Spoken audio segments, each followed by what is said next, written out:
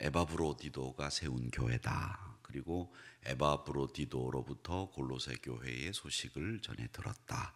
그래서 바울이 로마 감옥에서 이 골로새 교회를 향해서 편지를 썼다. 이렇게 말씀을 드렸습니다. 그래서 감옥에서 쓴 편지라 해서 옥중서신이라고 얘기를 하고요. 디모데후서, 디모데전서, 데살로니가 전후서는 목회를 위해서 후배 목회자에게 목회는 이런 거다라고 가르치기 때문에 목회서신 이렇게 부릅니다. 이 골로새서는 옥중서신 이렇게 부르는데, 이 에바브로디도에게 들은 소식이 뭐였느냐 하면 이겁니다. 골로새 교회에 이단이 들어왔다는 거죠. 그래서 이 이단이 들어온 골로새 교회가 흔들리고 있습니다라고 하는 보고를 듣고 이 바울 사도가 이 골로새 교인들에게 이단에 대처하는, 그리고 진리를 사수하는 방법에 대해서 우리가 배운 교훈이 무엇인지를 깨닫게 해주는 내용의 글입니다. 그래서 이 골로새서를 보면 어떤 내용이 많이 나오냐면 예수님이 누구시냐, 여기에 대해서 굉장히 많이 기록을 해두고 있습니다. 그 예수님이 누구시냐라고 하는 것을 신학적인 용어로 정리를 하면 기독론이라고 얘기를 합니다. 기독이라고 하는 말이 예수라고 하는 말을 한자로 표현한 말 아니겠습니까?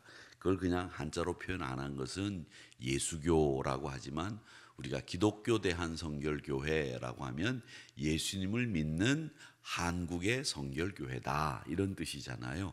그래서 기독론은 한자로 표현한 말이고, 그냥 예수교라고 하는 말과 기독교라고 하는 말이 같은 말입니다. 자, 그런데 이 기독론이라고 하는 예수에 대해서 쭉 설명을 해놓고, 그 예수에 대해서 이렇게 너희들이 받았고 교훈을 알고 있으니 이제는 너희들은 이렇게 살아야 돼 라고 하는 새 삶을 소개하고 있습니다.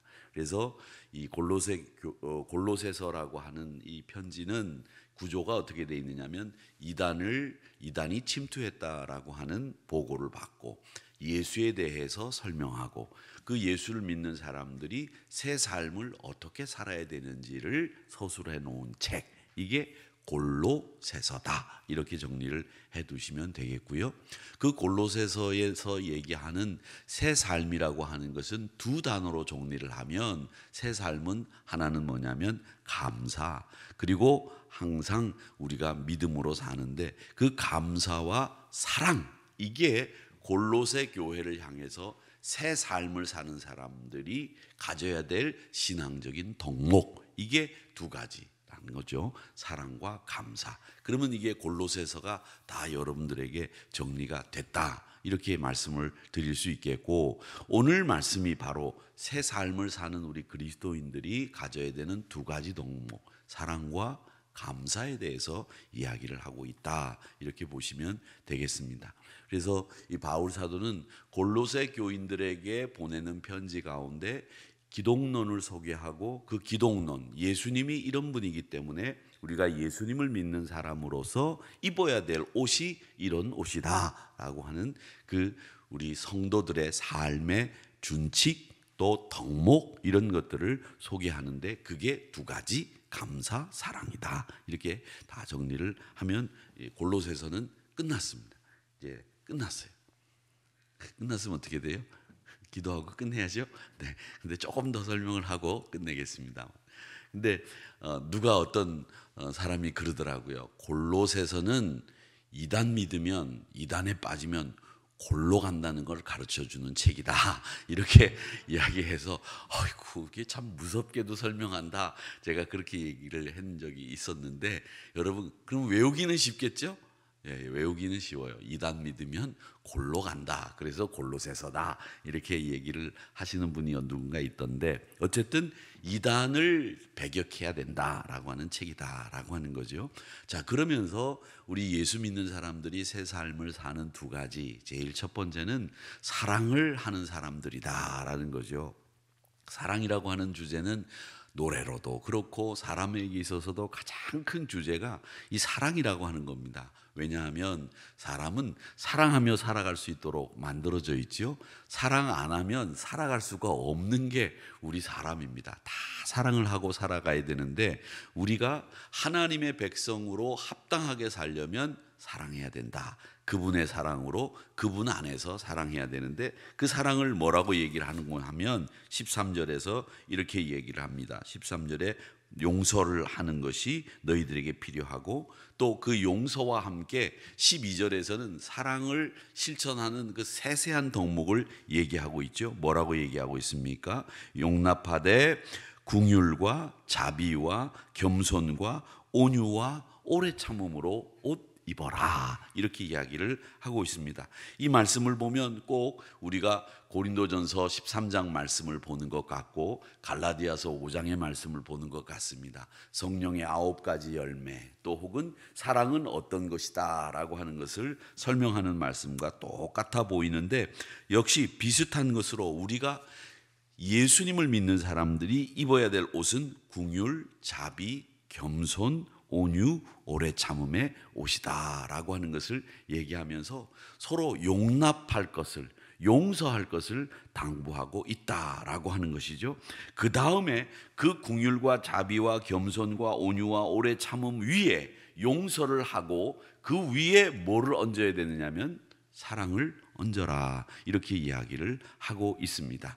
그러니까 우리가 이렇게 사랑해야 됩니다 라고 하는 것을 얘기하면서 믿음의 사람들은 사랑을 하는데 저 사람이 나한테 사랑해 준 만큼만 내가 사랑해야지, 내가 손해볼 수 없어, 이런 생각을 가질 수 있습니다. 그렇죠?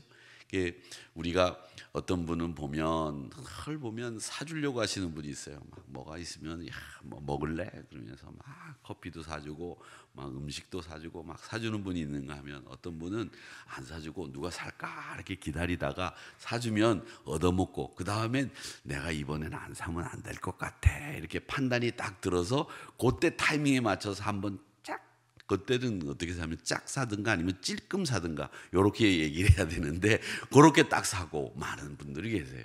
근데 우리 한우리 성도님들은 항상 보면 늘 넉넉하신 분들이 많이 계셔서 감사한데 서로 살려고 하는 것, 그게 우리 마음가짐이어야 되고 그게 사랑에도 똑같다고 생각합니다. 저 사람이 나한테 요만큼 주면 나도 요만큼 사랑하겠어, 이런 마음을 가진 사람들은 상처를 너무 많이 받은 사람들이에요. 상처를 받으면 내가 사랑했다가 거절당하거나 내가 사랑했다가 저 사람이 나를 사랑하지 않고 나를 모른 척하고 무시하면 어떡하지?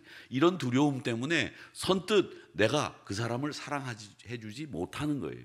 이건 자기가 상처를 받았다는 거고 자기가 지금 뭔가 큰 지체가 있다는 얘기거든요. 그렇기 때문에 여러분, 건강한 사람들은 저 사람이 나를 사랑하든지 말든지 그냥 내가 사랑하고 거절하면 거절하는 대로 그냥 사랑하고 좋아하는 거죠. 여러분, 좋아하는데 상대방이 무슨 반응이 있거나 무슨 결혼할 것도 아니잖아요. 우리가 그리스도 안에서 사랑하는 거 아니겠습니까? 그러니까 그리스도 안에서 사랑하는 거라면 저 사람이 무시를 하든 저 사람이 나를 생각지도 않고 내 거절을 하든 신경 쓰지 마시고 그리스도 안에서 사랑하십시오. 그리고 그 사랑은 남이 준 만큼 비례해서 사랑하지 마시고 여러분이 먼저 하세요. 그게 그리스도의 사랑, 하나님이 우리에게 명령해 주신 사랑이라는 거죠. 왜? 우리 주님이 우리가 사랑한다고 하시니까 그래? 너 나 사랑해? 맞아? 확실해? 예, 제가 주님 사랑합니다. 그럼 내가 널 위해서 내 십자가 져줄게. 그리고 골고다로 가신 거 아니잖아요. 그렇잖아요. 우리가 사랑하든 안 하든 우리를 사랑하시기 때문에 우리를 위해서 십자가 지고 골고다 가신 것이다 라고 하는 거죠. 그렇기 때문에 우리를 위해서 자신이 향기로운 제물이 먼저 되어 주셨습니다. 그런 것처럼 우리도 서로 사랑하는 것, 그게 우리가 해야 될 일이다 라고 하는 것이고요. 그 다음에 우리는 오늘 말씀처럼 용서하신 것 같이 너희도 서로 용서해라 그랬습니다. 용서가 안 되면 이 사람들이 말이죠, 참 어렵고 힘들게 살아가는 거예요. 여러분 다 용서하세요. 그리고 자신도 용서하세요. 자신도 용서하셔야 여러분 건강하게 사는 겁니다. 항상 이 자신을 용서하지 않은 사람에 대해서 제가 예를 들 때마다, 제가 시골에서 처음 목회를 할 때 우리 신자가 이렇게 돌아가시면 꼭 장례식장에 가보면 말이죠. 이 충청도에서 제가 처음 목회를 했는데 장례식장에 가보면 깜짝깜짝 제가 놀란 게 몇 가지가 있었는데, 제일 처음에는 우리 부목사님들도 그런 걸 경험하셨다고 하던데, 가보면 이 충청도는 이 산소에 올라가서 화장을 많이 안 할 때, 그리고 충청도는 화장을 많이 안 해요. 그래서 화장을 안 하면 산에 올라가서 탈관을 합니다. 탈관하는데 그 관을 막 이렇게 뽀개요. 뽀갠다 그래요. 팍팍팍 뽀개가지고 그 시신만, 이렇게 옷을 입힌 시신만 이렇게 딱 넣으면, 처음에 보면 목회하러 올라가가지고 하관 예배를 드리러 갔는데 팍팍팍 부셔가지고 이렇게 탈관을 해가지고 하관을 할 때 깜짝 놀래요. 저 그렇게 깜짝 놀래고, 또 깜짝 놀라는 게 뭐냐면, 그런데 꼭 가보면, 어렵고 힘든 가정에는 꼭 가보면 여동생이나 또 혹은 신우나 또 혹은 여자분 중에서 고생하시는 분들, 그런 분이 계세요. 그래서 만약에 권사님이 돌아가시면 그 권사님의 신우 같은 분이 다 오셔가지고 그 고생한 신우 권사가 그래요. 막 이제 하관해가지고 탈관해서 하관을 막 하고 이제 막 좀 수습을 좀 하려고 그러면, 언니 들어가지 마 그러면서 땅에서 막 뒹굴고 말이죠. 그런 일들 하시는 분들 보면 다 자기를 용서하지 못하는 거예요. 살아있을 때 새로 시집 와서 그 어려운, 정말 찢어지게 가난한 우리 집에 시집 와서 고생해서 집안을 이렇게 일으킨 언니, 내가 참 젊었을 때 못되게 했어, 이런 생각이 나는 거죠. 그러면서 자기가 용서가 안 되니까 언니 따라 들어가겠다고 막 들어가는데, 처음에는 막 사람들이 말리고 막 그러는데, 제가 나중에는 조금 목회하면서 하관 예배 같은 거 많이 하니까, 그러면 들어가시라고, 빨리 보내드리라고, 같이 묻어드리라고 그렇게 얘기해가지고 사람들에게, 목사님 왜 그렇게 얘기하세요? 그때 아니 들어가신다는데 막 이렇게 했던 적도 있었습니다만은, 여러분 자기가 용서가 안 되는 분들이에요. 그러니까 우리가 제일 먼저 용서해야 될 사람은 나를 먼저 용서해야 됩니다. 내가 잘못한 것들 있지요. 왜 없습니까? 누군가 우리 가족들 가운데 돌아가시고, 가족들 가운데 누가 힘들어지면 저게 나 때문에 그렇게 된 거 아닌가라는 생각 때문에 자책을 하고 죄책감을 느끼는 경우들이 있거든요. 이게 마음의 짐이 될 경우들이 많이 있습니다. 여러분 그렇지 않습니다. 그렇기 때문에 우리 주님은 용서해라 이렇게 이야기하시는데, 나부터 용서하고 그리고 다른 사람들도 용서할 수 있는, 그리고 여러분 지금까지 아주 잘해 오셨어요. 지금까지 해오신 것만으로도 승리한 겁니다. 성공한 겁니다. 예수님이 기뻐하시는 삶을 사는 거예요. 그러니까 나부터 지금까지 참 잘했다고 오늘 집에 가셔서 머리 이렇게 쓰다듬으시고 잘했다고 칭찬해 주시고 용서하세요. 그렇게 하고 그 다음에 우리가 어떤 사람이 됐든지 간에 그리스도 안에서 내가 새 사람이 되었으니 사랑해 주는 것, 그게 필요하다라고 하는 것을 오늘 이 말씀을 통해서 우리가 배우는 겁니다. 자, 그 다음에 15절에서부터 17절까지의 말씀에는 감사하며 살라고 말씀하시고, 감사가 너희 마음을 주장하게 하면 너희들이 평안으로 살게 된다 이렇게 이야기를 하면서, 각 절마다 권면을 마칠 때마다 바울 사도가 항상 하는 말이 뭐냐? 감사를 언급합니다. 감사해라, 감사해라, 감사해라. 골로새 교회 성도들에게 이 감사하며 사는 것을 굉장히 많이 강조하고 있습니다. 그렇게 될 때 그리스도의 평강이 우리 마음을 지배한다라는 거죠. 여러분 우리 마음속에 얼마나 평강이 없습니까? 우리 마음속에 얼마나 갈등들이 많고 괴로운 일들이 많습니까? 그런 괴로운 일들을 잊을 수 있다고 생각하면 오해입니다. 여러분 잊어지지 않아요. 잊어지지 않는 게, 용서가 안 되면 잊어지지 않고요. 또 하나는 감사하지 않으면 잊혀지지가 않습니다. 그렇기 때문에 우리가 감사하면 이 감사가 용서도 만들어내고, 이 감사가 잊혀질 수도 있도록 만들고, 이 감사가 내 마음속에 평강을 누릴 수 있도록 만들어 주기도 합니다. 그렇기 때문에 그리스도의 말씀 풍성히 내가 누리고 또 지혜로 살아가면서 내 마음속에는 감사가 넘치도록, 내 입술에는 찬양이 넘치도록 해야 됩니다. 만나는 사람마다 고맙습니다, 감사합니다, 언제든지 누구에게든지 말에나 일에나 다 예수님의 이름으로 하라고 말씀하고 있는데, 예수님의 이름을 통해서 감사해야 된다고 이야기합니다. 그래서 17절의 말씀에 보면 무슨 일을 하든지 무슨 말을 하든지 다 주 예수의 이름으로 하거라, 이렇게 이야기를 하면서 그를 힘입어 하나님 아버지께 감사해라, 이렇게 얘기합니다. 그러니까 네가 꼬라지가, 너는 감사할 수 없는 놈이야, 이렇게 얘기하시는 거예요. 저에게 그렇게 얘기하시면서 뭐라고 얘기했냐, 너는 꼬라지가 감사할 수 없는 놈인데 너는 예수 그리스도를 힘입어서, 그의 능력을 힘입어서 하나님 앞에 감사해야 돼, 이 얘기를 하고 있는 겁니다. 그러니까 우리가 감사할 수 있는 사람들이 아니에요. 우리는 불평하는 게 즐겨하는 것이고, 우리 본능은 불평하게끔 돼 있어요, 우리 본능이. 그런데 감사는 예수 그리스도를 힘입어 할 수 있는 일이기 때문에, 그리스도의 평강이 우리를 지배할 수 있게 만들려고 한다면 우리는 그를 힘입어 감사할 수밖에 없다라고 하는 거죠. 그래서 이 새로운 사람, 예수님을 믿고 우리가 새로운 사람 됐다고 한다면 이 새로운 사람의 삶의 중심에는 뭐가 있느냐? 감사가 있다는 거예요. 그 감사가 있기 때문에 항상 범사에 감사하고 감사해라, 이렇게 이야기를 하고 계시는 겁니다. 사랑하사 자녀를 삼아주신 우리 하나님 앞에서 원망 불평 가당치 않습니다. 우리는 죽을 수밖에 없는 사람들이었는데 오늘도 감사하며 살기에는 너무 짧은 삶을 우리가 살고 있습니다. 사실은 내가 감사하는 거 다 얘기하자면 시간이 모자라요, 우리가.